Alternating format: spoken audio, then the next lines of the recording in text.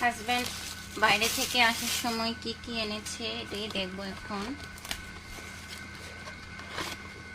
হচ্ছে আমার পছন্দের একটা সন্দেশ, আমার ফেস উঠে গেছে না, এটা হচ্ছে খোলাটাই জানানি। মিঠাইয়ের সব মিষ্টি আমার পছন্দ। এটা হচ্ছে মিঠাইয়ের এই মিষ্টিটা,